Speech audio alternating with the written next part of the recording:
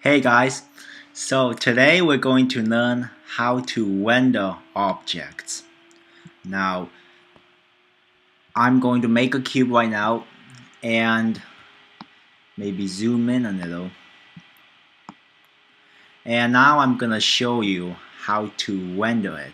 Now, what you need to do is you see these three buttons up here with the movie clips. Uh, the one on the left just is the render view button. To render an object, just click this button. You see that this is what happens uh, when you render an object. So this is the cube and it's been rendered right now. So what rendering does is it takes away all this grid right here. It takes away the grid and basically it simply gives me only the stuff I've created. So I'm gonna render it one more time. And you see everything in the background disappears. Only the cube is left because I've created the cube. So only the cube is left when I render what I would render it.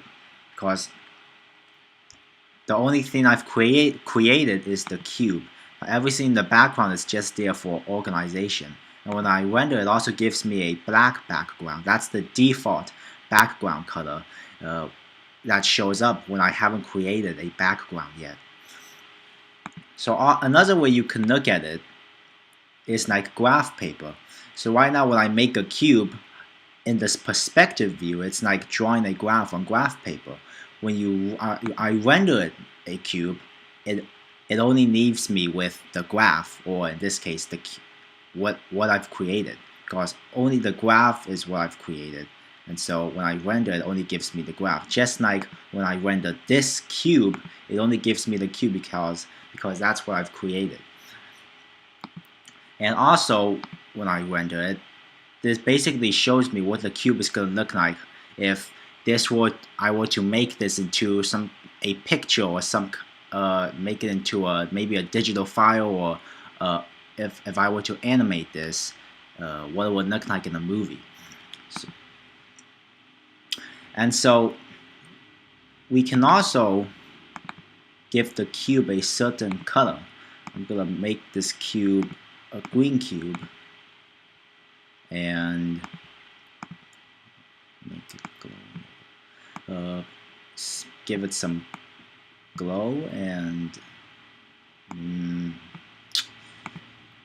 apply to the cube. I'm gonna render it. Now you see the cube is rendered. It gives me the cube and the color because I've created the color and applied it to the cube, so the color is also on there. I'll render it one more time. And I also want to point out that we can also change the color of the background. Now, it's nice that we have a cube, but what if we wanted to change the color of a background? What if we didn't want it to be just simply black? Well, there are two ways that we can do this. Both of them involve coming up here to the floor section. Now, and we have to add a floor object. So what we do is we go up to this button that shows like the blue grid, click on it, and the first way we can change the color of the background is to add a background. So we select background, and you see the background object appears in the shape organizer. Now the background also appears in here, but you can't really see it. There isn't really any boundaries that define the background, because the background is basically everything behind the cube. So there's really nothing to define it. Now we can make the background a certain color. I'm gonna make it a reddish color right here. Get rid of specular, and when you apply the color, you can't apply it to the perspective because there's nothing that defines where the background is. So you have to go up to the shape organizer and click and drag where you see the down arrow, drag it onto the backward background. You see the down arrow, and then you let go. Then you see the color is there. Now I'm gonna render it, and you see the background is now red. Now it doesn't show up here because I guess it's for convenience, I suppose so. I suppose it's for convenience because if the background were to show up here, then you wouldn't be able to see the grid, so you couldn't organize your different creations, your different projects. So it only shows up in the rendering. But the way you know that what it's like is that you have it right here in the shape organizer, so you can just check over here to see if you haven't added any colors, or you can just render it to find out. Rendering doesn't really. Oh, also rendering doesn't change the project. It just gives portrays what the object would look like. Basically, just gives you what you've created. It doesn't change the object at all. So once you click somewhere else, it goes back to your ordinary perspective view. And I'm going to delete the background. The second way is to add a floor and a sky. So what you need to do is, first you need to add a floor. Now a floor is this thing right here. It's like a plane that the cube can basically stand on.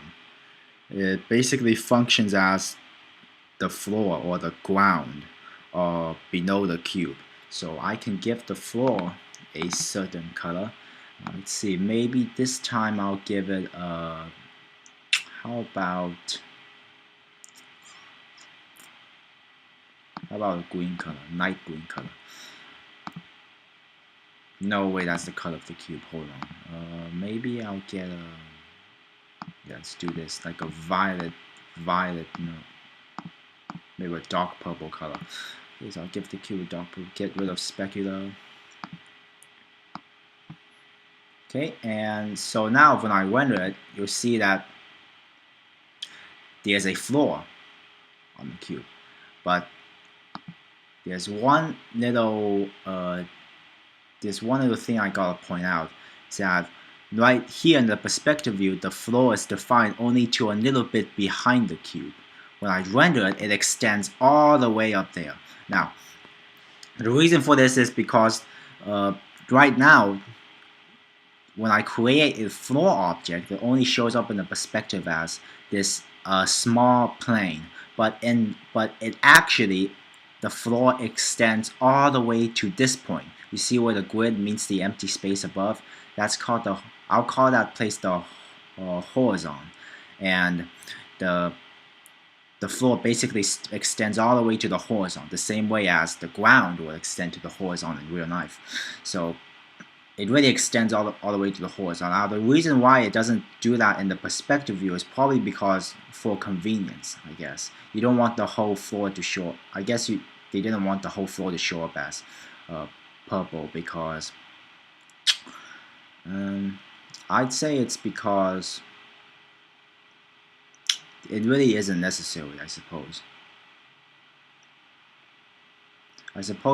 The reason the floor doesn't show up all the way here in the perspective view is that I guess it's just not necessary, because when you render it, it will show up like that. You don't really need it to do that in the perspective view when you're working on your project. So I guess they just did that to save net space. But if you really want to know why, you can always ask Maxon, the company, if you're curious enough. Now also we want to add a sky, which is basically everything above the ground. So the sky is basically everything above there. So we can give this, I'm going to give the sky a blue color.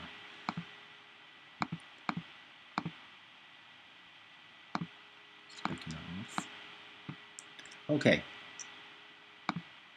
Now you see the sky above is blue and the floor is purple. Now what if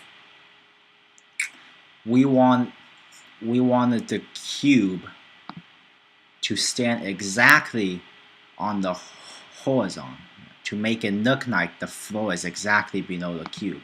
So what we can do is we could just rotate it like that.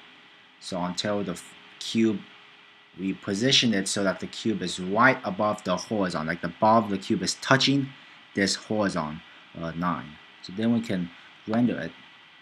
You see now the cube is touching it. But the problem is the floor has turned black. The reason why is because when you create a floor and color it, the light extends from the floor upwards. The light shines out of the floor upwards because the y dimension of the floor is exposed, so the color only shows up upwards because that's what direction the floor is facing. When you put it to the side, not much light gets over here to the side. Much of the light goes up, so that's why it turns dark when you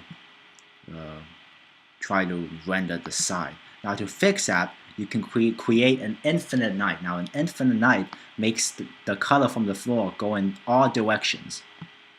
Now when you make an infinite light, the floor first turns black. So infinite light is pretty much like the sun. You have to rotate the floor to a certain position to get everything to light up. So I'm going to do that right now.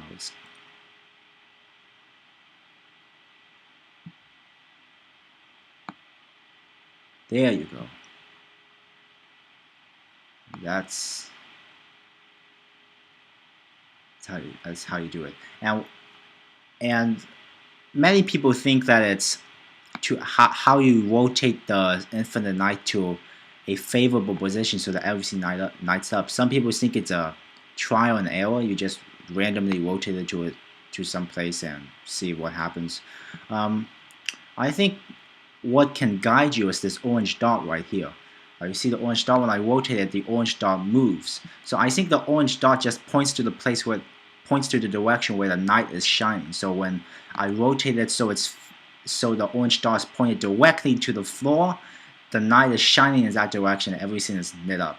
So now I can rotate it down so the bottom of the cube touches the horizon, can render it, and you see that the floor doesn't turn black because the infinite light is making all the color from the floor and the sky go in all directions. So now you can see the color of the floor and the sky no matter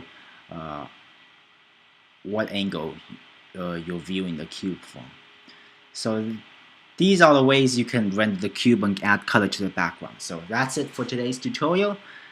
Thank you for listening, and I'll see you later.